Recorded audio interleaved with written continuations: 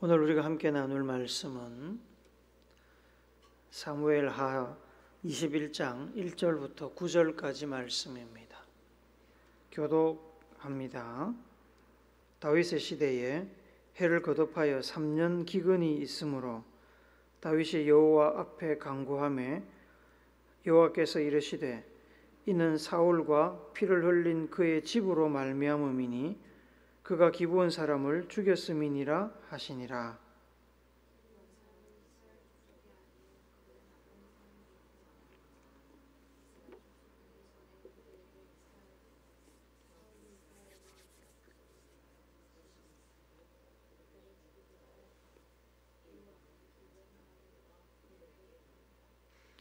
다윗이 그들에게 묻되 내가 너희를 위하여 어떻게 하랴?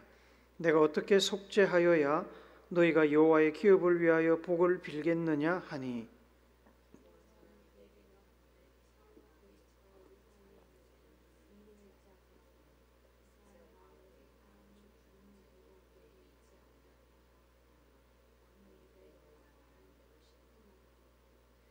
그들이 왕께 아뢰되 우리를 학살하였고 또 우리를 멸하여 이스라엘 영토 내에 머물지 못하게 하려고 모해한 사람의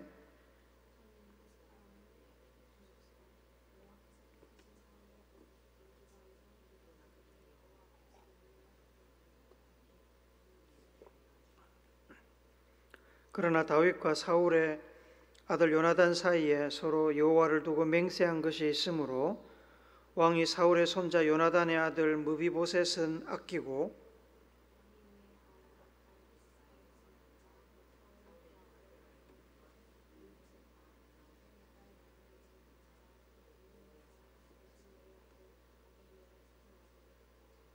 같이 읽습니다.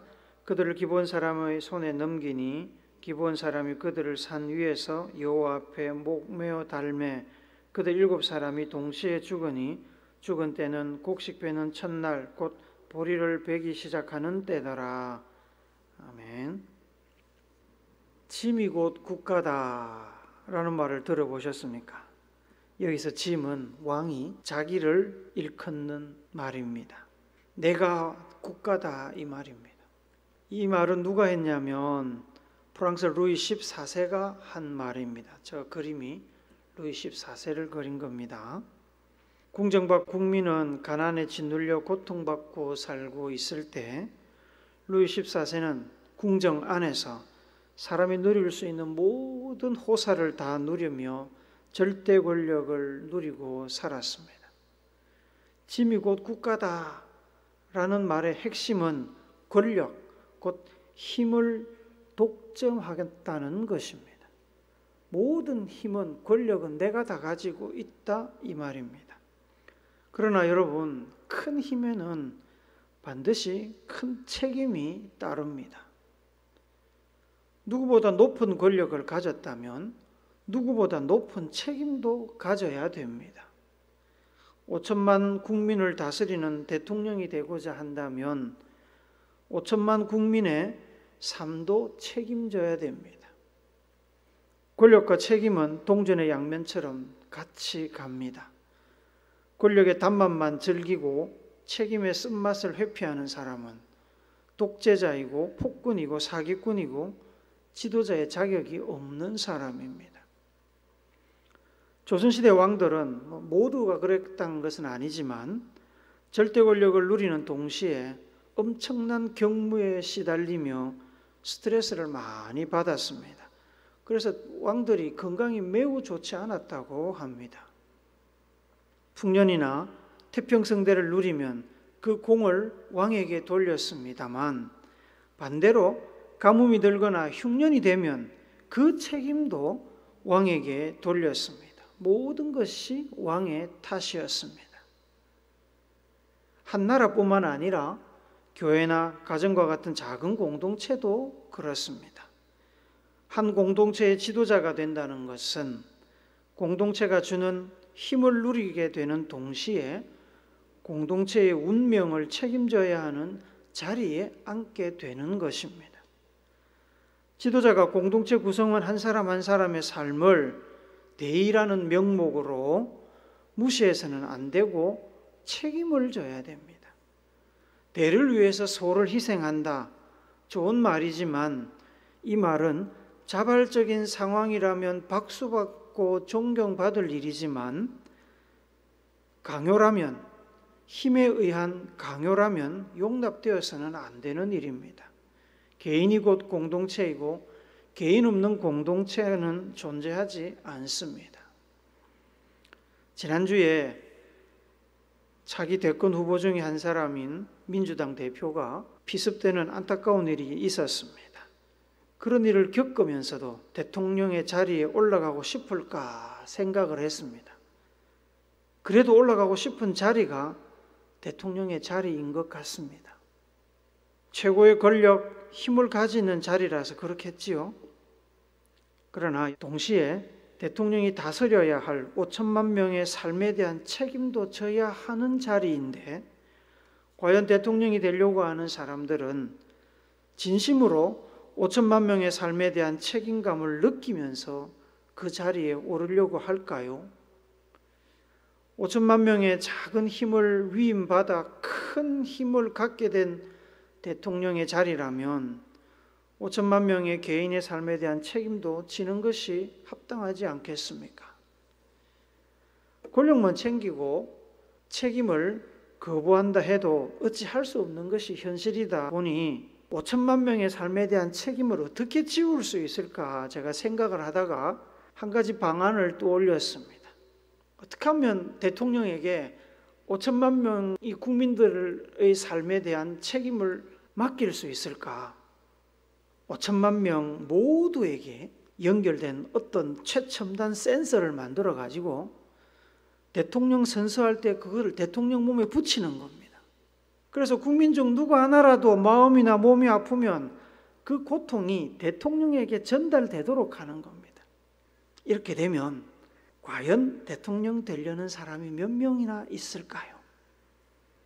그런 센서를 장착하고도 5천만 명이나 되는 국민들의 고통을 고스란히 겪어야 되는 자리임을 알고도 대통령이 되려는 사람은 정말로 국민을 위해서 헌신하려는 사람일 것입니다. 더 이상 국민의 아픔을 강 건너 불구경하는 대통령은 존재하지 않을 겁니다. 아이디어가 어떻습니까? 그런 장치를 한번 만들어 보면 어떨까요? 교회도 그렇고 가정도 그렇고 사회도 회사도 그런 장치를 만들어서 대표자들은 다 그걸 달고 있는 겁니다. 책임감이 막 절로 들지 않겠습니까? 내가 살기 위해서라도 저놈들이 눈물 안 흘리도록 고통 안 당하도록 만들어야 되지 않겠습니까? 사울이 죽은 후에 다윗이 왕이 올라 나라를 다스리기 시작했습니다. 몇 년의 시간이 지났는지는 잘 모르지만 특정 기간에 무려 3년 동안 가뭄이 들었습니다. 온 나라가 기근에 시달렸습니다. 굶주린 백성들의 탄식과 울음소리가 방방곡곡에서 울려 퍼졌습니다. 의로운 왕, 하나님의 마음을 시원하게 해드린 왕이었지만 다윗도 어찌할 수가 없었습니다. 세상 만물을 주관하시는 하나님께 기도하며 매일 제사를 드렸지만 해갈될 징조는 보이지 않았습니다. 백성들의 생사화복을 책임지는 왕의 자리에 앉아 있었기 때문에 다윗이 앉아있던 그 왕자는 말 그대로 가시방석이었습니다. 피가 말랐을 겁니다. 침대에 누워도 잠이 오지 않았을 것이고 굶주리고 있는 백성들을 생각하면 밥이 목에 넘어갔겠습니까? 어느 날 백성들을 위해 기도하던 다윗에게 하나님께서 기근을 주신 이유를 말씀해 주셨습니다. 우리 1절 말씀을 세 번역으로 한 번 더 읽읍시다. 시작. 다윗 시대에 새해 동안이나 흉년이 들었다. 다윗이 주님 앞에 나가서 그 곡절을 물으니 주님께서 대답하셨다. 사울과 그의 집안이 기브온 사람을 죽여 살인죄를 지은 탓이다. 사울 집안의 죄와 기브온 사람들의 풀어주지 못한 억울함 때문에 하나님께서 기근을 주셨다고 하셨습니다. 사연은 여호수아서 9장까지 올라갑니다. 여호수아가 이스라엘 백성들을 이끌고 가나안 땅을 정복하던 시기였습니다. 여호수아가 이끄는 이스라엘 백성들이 여리고성과 아이성을 차례로 정복하고 난 뒤였습니다. 지도에 보시는 대로 아이성 다음은 기브온이 될 가능성이 굉장히 커 보입니다. 기브온은 고대 예루살렘 북서쪽에 있던 도시입니다. 저기 헤브론이라고 나와 있지요. 그곳이 예루살렘입니다. 이 기브온은 아얄론 골짜기를 지나서 욥바에 이르는 세 개의 도로가 만나는 분기점에 자리한 교통의 요지였습니다. 기브온 사람들이 이스라엘의 아이성 점령 소식을 듣고 두려워 떨던 중에 생존을 위해서 작전을 펼쳤습니다. 기브온의 대표자들이 마치 오랫동안 아주 먼 곳에서 여행을 하고 온 것처럼 분장을 하고 여호수아를 찾아갔습니다. 그리고 이스라엘과 화친을 맺기를 원한다고 요청을 합니다. 그때 여호수아는 하나님께 물어보지도 않고 그들의 행색과 멀리서 왔다는 말만 듣고 화친을 맺었습니다. 여호수아서 9장 15절 말씀 같이 봅시다. 시작. 여호수아가 곧 그들과 화친하여 그들을 살리리라는 조약을 맺고 회중 족장들이 그들에게 맹세하였더라. 여호수아가 대표자니까 조약을 맺고 그 다음에 이스라엘의 족장들이 다 뭐 했다고요? 맹세를 했다. 살려주겠다고. 그런데 며칠 후 그들이 아이성에서 가까운 기브온에서 온 사람들이라는 것이 들통이 났습니다. 하지만 하나님께 이미 맹세했기 때문에 그들을 죽이지 못하고 살려두었습니다. 그때부터 기브온 사람들은 종처럼 취급을 받으며 이스라엘 백성들과 함께 살았습니다. 그런데 사울 왕은 이스라엘 백성들 사이에 함께 살고 있던 그 기브온 백성들을 몰아내고 순수한 이스라엘 백성들만의 나라를 세우고자 하는 열정을 가지고 있었습니다. 순혈주의, 민족 우월주의에 사로잡혀서 여호수아 시대에 기브온 사람에게 했던 맹세를 깨뜨렸습니다. 많은 기브온 사람들을 학살했습니다. 사울 왕이 기브온 사람들에 대한 인종 청소, 학살로 인해서 많은 기브온 사람들이 죽었고 남겨진 이들의 울음소리, 억울함, 탄식이 하나님께 닿았습니다. 그래서 하나님께서 비를 내리지 않으셨던 것입니다. 기브온 사람들의 억울함을 외면하지 말고 풀어주라는 말입니다. 그 사실을 알게 된 다윗 왕은 이미 수백 년을 함께 살며 이스라엘에 동화된 기브온 사람들의 그 희생을 위로하고 그들의 억울함을 풀어주기 위해서 더 나아가 하나님께 비를 내려달라고 요청하기 위한 합당한 명분을 갖추기 위해서 기브온 백성들의 지도자를 왕궁으로 불렀습니다.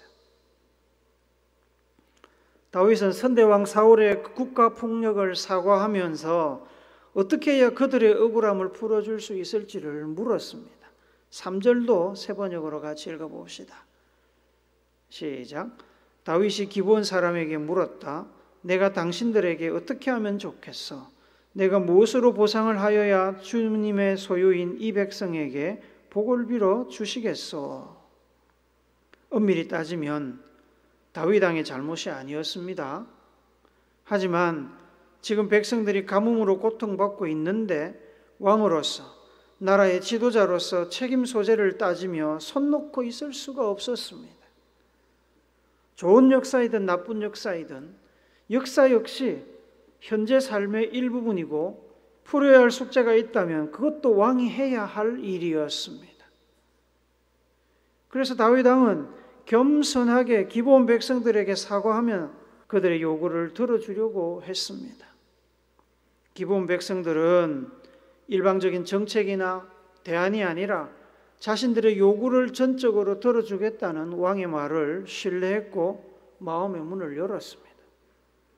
그들은 땅도 돈도 요구하지 않았습니다. 어떤 보상을 요구한 것이 아닙니다. 다만 억울하게 죽은 동족들의 복수를 위해 사울 왕의 자손들 중 7명의 목숨을 요구했습니다. 여전히 그 동해 복수법 렉스 탈리오니스가 살아있던 시절이기 때문에 다윗 왕은 그들의 요구를 들어주지 않을 수가 없었습니다. 요즘 같으면 그런 거 안 들어줍니다. 그죠? 그냥 물질로 보상을 하지. 하지만 그때는 그것이 가능했던 시대였습니다. 다윗은 요나단과의 맹세를 기억하고 요나단의 아들은 내줄 수 없어서 제외하고 사울의 다른 후손들 중에 7명을 기브온 사람들에게 내주었습니다. 그렇게 기브온 사람들의 억울함은 풀어졌습니다. 어떤 과정을 거쳐서 그 사람들을 선택했는지는 모르지만 사울이 왕으로 있을 당시에 사울의 자녀들 후손들도 다 한 자리씩 하고 있었고 사울이 기브온을 학살할 때 그 자녀들도 아마 틀림없이 동참을 했을 겁니다. 그래서 그 책임 있는 사람들 중에 7명을 아마 선정을 했을 것이라고 저는 생각을 합니다. 백성들의 마음을 헤아리고 다독인 다윗 왕의 그 진정성 있고 겸손한 대응과 처리로 기브온 백성들은 마음을 풀었고 이스라엘 백성들이 겪고 있던 가뭄을 멈추어 달라고 아마 기도를 했을 것입니다. 그리고 하나님께서 알려주신 해결책이었으니까 틀림없이 가뭄이 그 시점에서 아마 끝이 났을 거로 생각을 합니다. 이것이 지도자가 해야 될 일입니다. 책임 있는 지도자라면 고통 속에 있는 백성들의 마음을 헤아리고 다독여서 아픔을 싸매주고 눈물 닦아주고 살 길을 열어줘야 됩니다. 자기 잘못 아니라고 내가 아니라고 손 놓고 있어서는 안 됩니다. 자존심이 상하는 일이라고 내가 대통령인데 어떻게 고개를 숙이나 그런 일이라 할지라도 외면해서는 안 되는 겁니다. 국민 여론과 투표에 도움이 되지 않는다고 하는 척 생색만 내서는 안 됩니다. 우리 예수님께서는 하나님이신 분입니다. 하나님의 아들입니다. 평화의 왕 메시아로 이 땅에 오셨습니다. 이 세상에서 가장 높은 권력과 능력을 가지고 계신 분입니다. 동시에 예수님께서는 이 땅 위에 죄로 인해 고통받고 있는 사람들에 대한 무한한 책임도 가지고 계십니다. 그래서 사람들을 죄에서 구원하기 위해 이 땅에 오셨습니다. 예수님께서 이 땅에 오셔서 하셨던 일을 한 줄로 요약한 말씀이 마태복음 9장 35절입니다. 같이 읽습니다. 시작. 예수께서 모든 도시와 마을에 두루 다니사 그들의 회당에서 가르치시며 천국 복음을 전파하시며 모든 병과 모든 약한 것을 고치시니라. 예수님의 3대 사역이라고 부릅니다. 예수님께서는 가르치셨습니다. 교육 사역이지요. 예수님께서는 복음을 전하셨습니다. 전도 사역입니다. 예수님께서는 치료하셨습니다. 치유 사역입니다. 지상에 있는 모든 예수님을 바르게 따르는 교회들은 이 사역들을 균형 있게 해내기 위해서 힘쓰고 있습니다.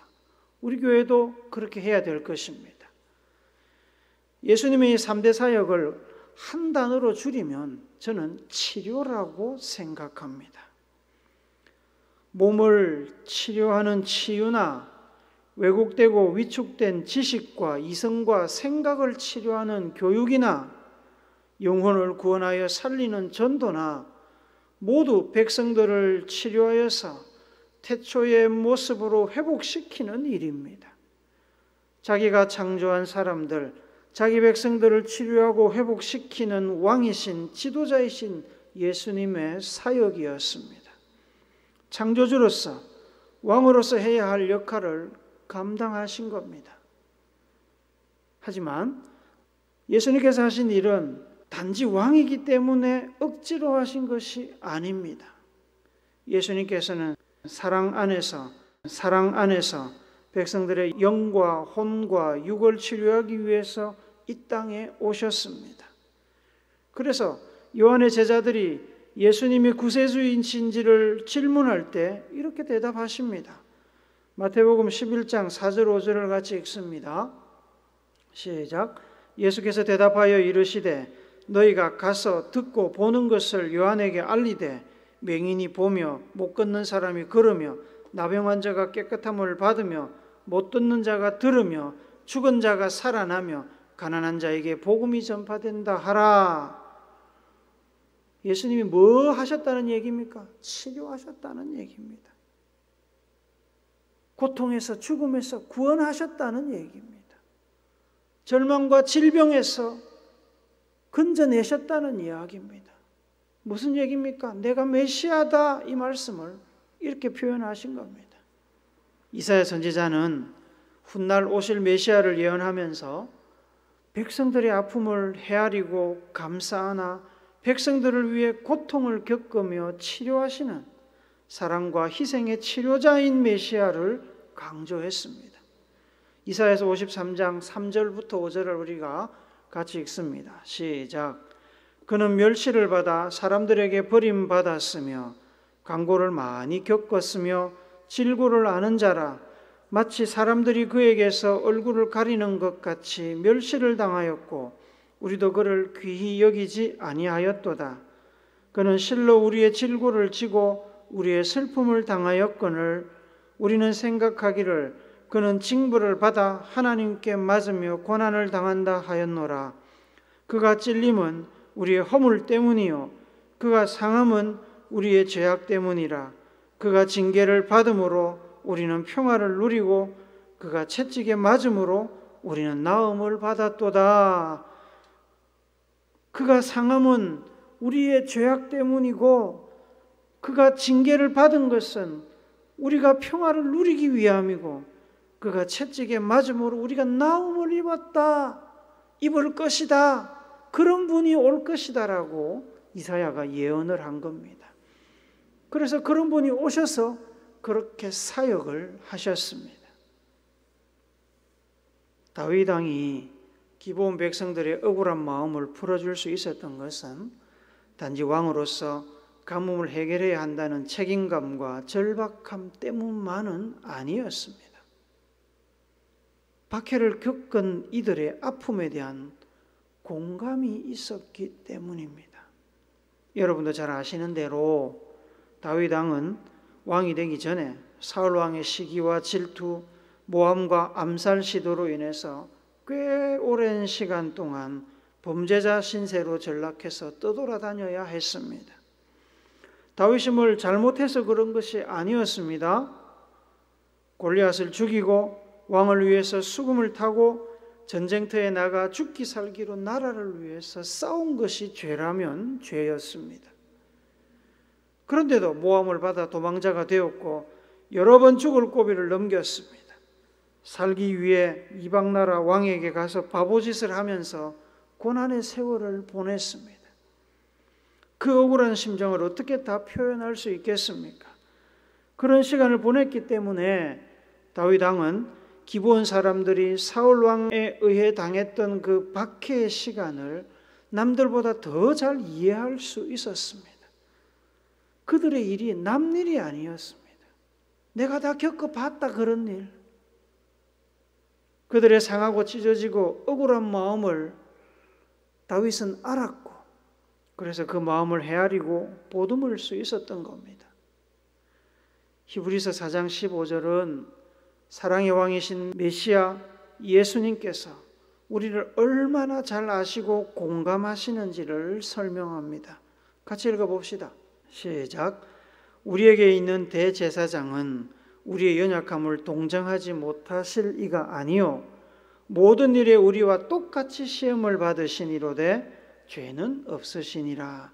우리하고 똑같이 시험을 받으셨다. 예수님은 인간의 몸을 입고 이 땅에 오셔서 우리와 똑같이 사셨습니다. 무한하신 하나님께서 유한한 인간의 몸 속에서 제한된 삶을 경험하신 것도 놀라운데 우리보다 더 큰 고난을 겪으셨습니다. 이사야 선지자가 예언했던 것들을 다 겪었습니다. 가난한 촌동네에서 굶주림과 사회적인 손가락질을 경험하면서 사셨습니다. 가족들로부터 오해받고 외면당했습니다. 가족들을 먹여 살리기 위해서 피땀 흘리며 목수일을 했습니다. 제자들에게 배신당하고 억울하게 체포되어 채찍에 맞았습니다. 지상에서 가장 수치스럽고 고통스러운 형벌로 알려진 십자가 형벌을 당하셨습니다.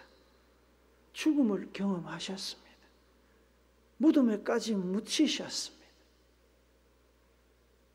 예수님께서 우리의 아픔과 상처를 아신다는 말은 그냥 하는 소리가 아닙니다. 예수님께서 친히 다 겪으셨기 때문에 이해하시고 공감하시는 겁니다. 공감하시고 사랑으로 돌보십니다. 치료하시고 회복시키십니다. 여러분과 저, 우리 그리스도인들은 예수님의 부르심과 사명을 받은 사람들입니다. 세상으로 보내져서 세상을 섬기고 세상을 하나님의 나라로 이끌어 가야 되는 사람입니다. 그래서 그리스도인들은 사회 곳곳에서 세상을 변화시키고 섬기는 지도자의 역할을 해야 합니다. 가정에서, 직장에서, 기업에서, 정치 집단에서, 정부 기구에서, 군대에서, 교회에서, 학교에서, 우리가 있는 자리가 어디든 그곳에서 그리스도인들은 다윗 왕과 예수님의 본보기와 가르침을 따라서 보지 못하는 이들을 보도록 도와주고, 걷지 못하는 이들을 걷도록 도와주고, 듣지 못하는 이들을 듣도록 도와주고, 나병 환자들을 깨끗하게 되도록 도와주고 치료해 주어야 합니다. 우리 주변에는 우리의 관심과 공감과 도움이 필요한 이들이 많이 있습니다. 일자리를 구하는 사람들, 직장에서 퇴출된 사람들, 억울하게 매맞고 상처 입은 사람들, 갑질의 마음이 상하고 폭력의 희생자가 된 사람들, 전세 사기, 빌라 사기, 금융 사기로 인해서 평생 모은 돈과 은행에서 받은 대출금조차 잃어버리고 상실감에 빠진 사람들, 공정하지 못한 사회 구조와 기득권을 가진 자들의 불공정한 경쟁으로 기회를 빼앗기고 사회적으로 낙오한 사람들, 가난이 죄가 아닌데 가난 때문에 죄인처럼 사는 사람들, 비뚤어진 문화와 사회 현상에 물들어서 하지 않아도 되는 슬픔과 절망과 외로움에 내몰린 사람들, 단절된 신분 상승의 사다리로 인해서 일찌감치 포기하고 희망도 없이 그냥 그렇게 살아가고 있는 사람들, 진리와 구원의 길을 보지 못하고 듣지 못하고 죄의 영향력 아래 육적으로 영적으로 죽어가고 있는 사람들, 거짓된 신화와 우상 숭배로 하나님께 등 돌린 사람들, 그들을 위로하고 치료하고 회복시키는 일을 하나님의 손과 발이 되어서 그리스도인들, 그리스도인 지도자들이 해야 되는 일입니다. 사랑하는 여러분, 새해가 밝았습니다. 우리는 모두 예수님으로부터 사명을 받은 사람입니다. 여러분은 책임 있는 그리스도인입니까? 여러분은 자신이 지도자의 자리에 있다는 사실을 알고 계십니까? 여러분의 영향권 안에 있는 사람들, 그들의 영과 육을 돌보고 책임지고 회복시키는 중차대한 사명을 여러분은 받았습니다. 그들은 하나님께서 여러분에게 맡기신 사람들입니다. 다윗 왕처럼, 예수님처럼 우리에게 맡겨진 사람들을 돌보고 섬기고 치료하여 하나님께서 처음 창조하신 모습 그대로 회복시키는 일에 제대로 쓰임받는 2024년이 되시기를 영원하고 무한한 책임을 감당하시는 왕이신 예수님의 거룩하신 이름으로 축복합니다. 아멘.